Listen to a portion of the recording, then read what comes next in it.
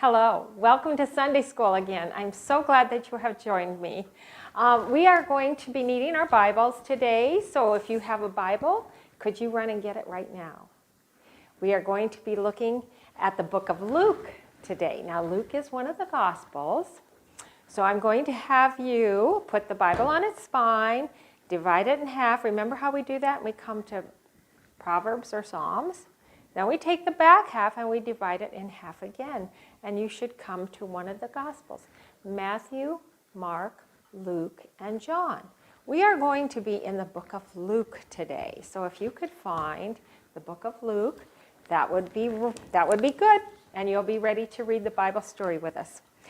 Today we are talking about Jesus being wise. What do you think of when you think of wise? When you think of wisdom, what do you think of? Sometimes we think that wisdom means smart, but wisdom is much more than that.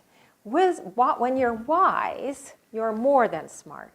Wise means knowing what's true.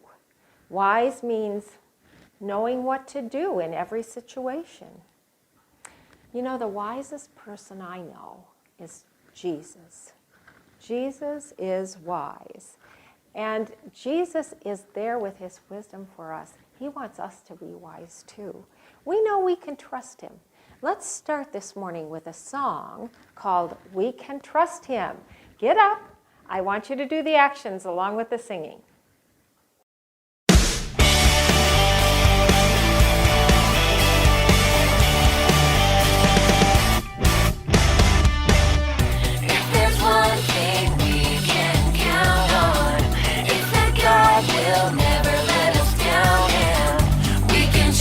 Everything he does, he keeps his promises, we know because, yeah, the word of the Lord holds true.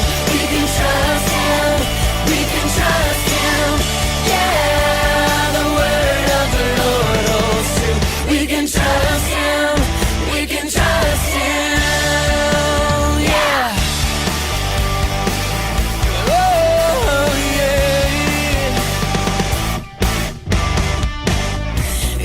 One thing we can count on, it's that God will never let us down, and we can trust everything he does. He keeps his promises, we know because, yeah, the word of the Lord holds true.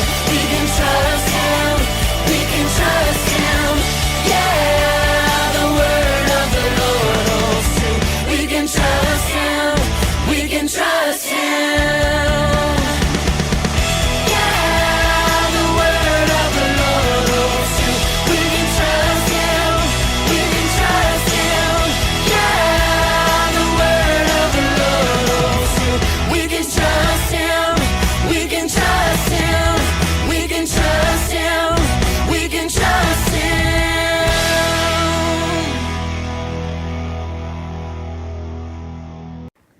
Today we're going to learn a Bible story about Jesus when he was only 12 years old, pretty close to your age. It's the only story we have in the Bible of Jesus as a child, and it's a very interesting story. We're going to find it in chapter 2 of Luke, so I want you to find the big 2, chapter 2, and then we're going to go all the way over to verse 41. So if you have the Adventure Bible, you'll have to turn your page and find verse 41. The title is The Boy Jesus at the Temple. We're going to read verses 41 and 42. Every year, Jesus' parents went to Jerusalem for the festival of the Passover. When he was 12 years old, they went up to the festival according to the custom. Do you know what Passover is? It's a Jewish festival. In Jesus' day, Jews would travel to Jerusalem to celebrate the Passover. The Passover was their time to remember when they were slaves in Egypt.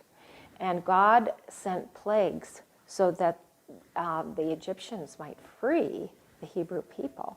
The last plague was the plague of death. And the firstborn child, or the firstborn of even animals, would die when the plague came. But God told the people that if they painted the blood of a lamb on their doorposts, the plague would pass over them. And that's exactly what happened. They painted the blood on the doorposts, and the plague passed over them. So every year, the Hebrew people wanted to remember what God had done for them. And so they celebrated with the Passover, a remembrance of when the plague passed over the people who had the blood painted on their doorposts. So Jesus' family had traveled for this Passover celebration. Now, when you go to a party, it might last 2 or 3 hours, right? Well, the Passover celebration lasted 7 or 8 days. Can you imagine a party lasting for 7 or 8 days? Well, they had a great time celebrating the Passover, and then it was time to go home. So let's read a little further on. We'll start with verse 43 and read 43 and 44.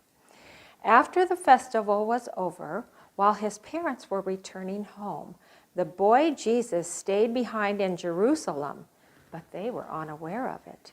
Thinking he was in their company, they traveled on for a day, and then they began looking for him among their relatives and friends. Oh my goodness! They had to travel a long ways. It was 50 miles that they had to walk to get home. That would be like you walking to Sioux City. That sounds like a really long walk. Remember, they didn't have cars in these days. So they walked, and they walked as a big group. They walked with family and with friends.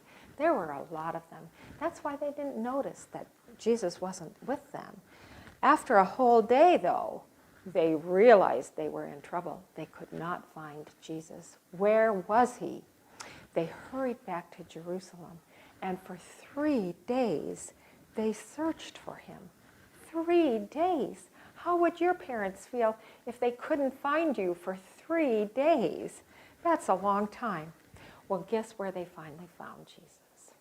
Let's read about it and find out. We're going to start with verse 46, and we're going to read 46 and 47. After 3 days, they found him in the temple courts, sitting among the teachers, listening to them and asking them questions. Everyone who heard him was amazed at his understanding and his answers. Jesus was wise even when he was 12 years old. The teachers were amazed at his questions and at his answers, at the things that he knew. Wow. What did Jesus say about all this? Let's read verses 48 and 49.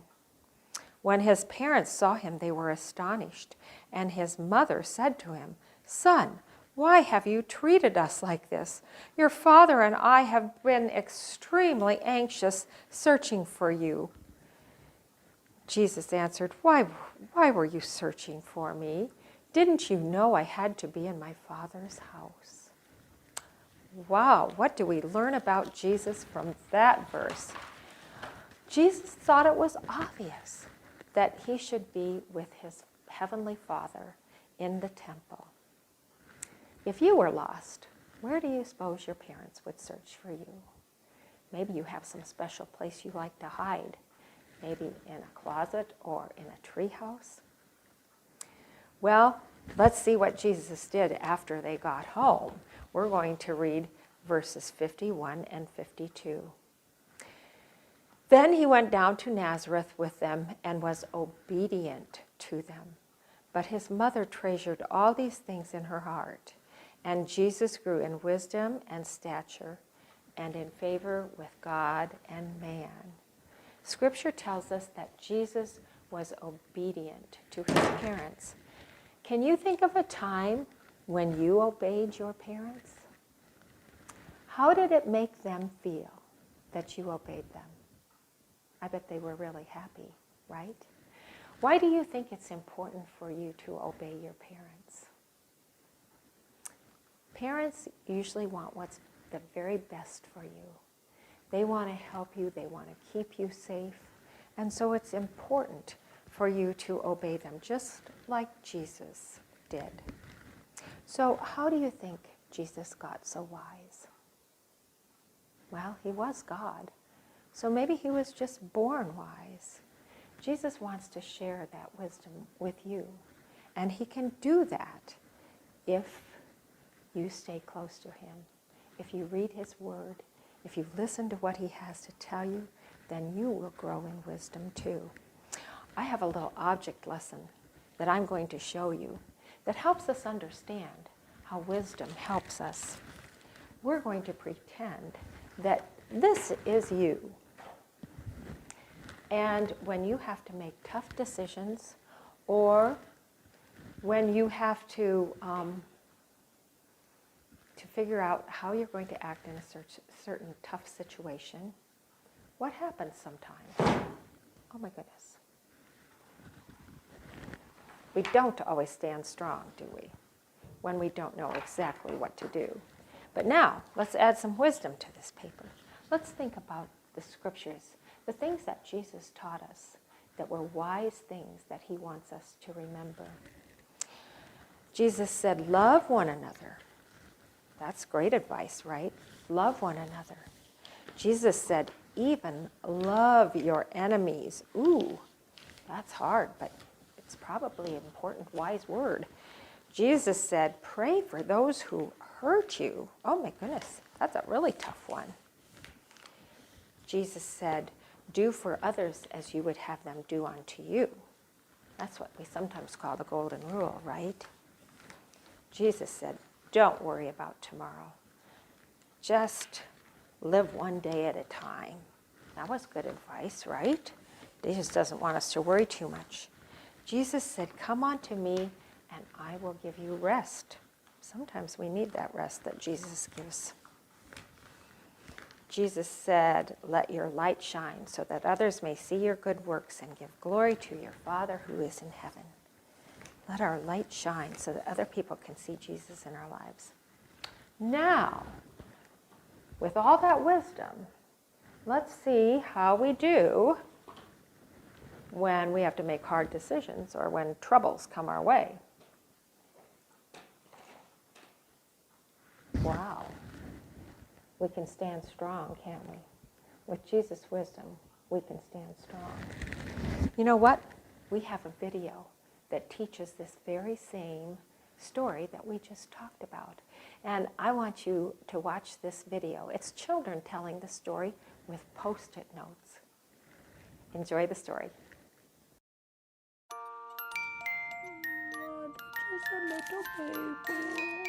Small baby Jesus, so meek and so mild.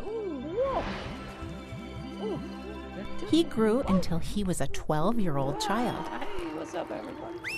Hey, Mary and Joseph. He loved his mom Mary and Joseph, his dad, and he loved to climb trees like any young lad. Oh, I'm gonna jump up this tree. Oh, it's so big. Oh, man, it's big enough to climb. Wait, oh, hey, Mom, Dad, check this. I'm gonna do a flip.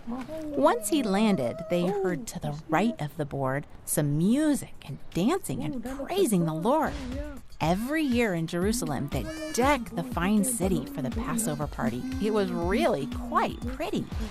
So the three, out they journeyed, downhill and down trail, for in those days there was no electronic mail. They went over a stream to arrive at the gate and saw the fun party in a high-spirit state. With dancing and cheering and oversized food, those Passover people were in a fun-loving mood. Mary and Joseph and Jesus hung out with the partying people till there was no doubt that they had to depart and not bandy about. As they crossed back over the trail through the land, both parents looked down. Jesus was not at hand. They looked under rock, up the trees, and downstream, for they hoped that this was just a horrible dream. For Jesus, it seemed, had slipped through a seam, lost where no one could find him. They looked for 3 days and finally went to Jerusalem, back to the Passover event. Exclamation points formed as they looked with surprise. Jesus was teaching the teachers, so wise. I'm right here, Jesus said. Where else would I be? In the house of my Father. Wouldn't you agree? You might not understand now. You will see. And with that, they all made their way home. And so that's the tale of temple-taught teachers who thought they were some of the most gifted preachers, till 12-year-old Jesus sent them back to the bleachers. He knew what to say. He showed them the way of God's love and to love one another. We can stand strong on Jesus' wisdom, but we need to know what Jesus' wisdom says. So you need to know the words in the Bible, Jesus' words in the Bible. And then when you hear somebody say something that sounds wise, compare it to what Jesus said. Or when you're trying to make a hard decision, look at what Jesus had to say, his words of wisdom. And that will help you decide what you need to do or who you need to believe. We have a song about Jesus being the Messiah. Messiah means one who is sent to save. God sent Jesus to save us and to help us. Jesus wants his wisdom to be yours, and it can be when you know the words in the Bible. Let's enjoy this song, You Are the Messiah. Can you stand up and sing with the kids in the video?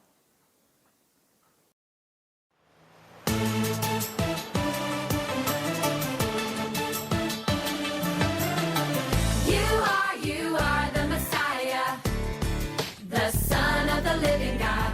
You are the Messiah, the Son of the living God.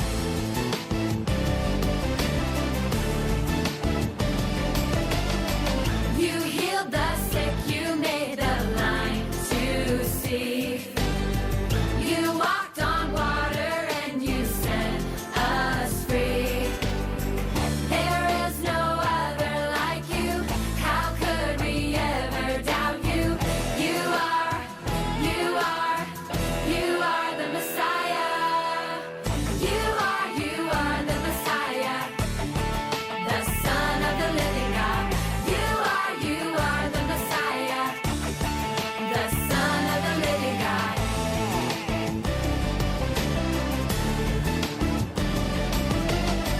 You broke the chains that kept your people bound. You gave your life so that we could be found. There is no other like you. How could we ever doubt you? You are the Messiah. You are the Messiah, the Son of the living God. You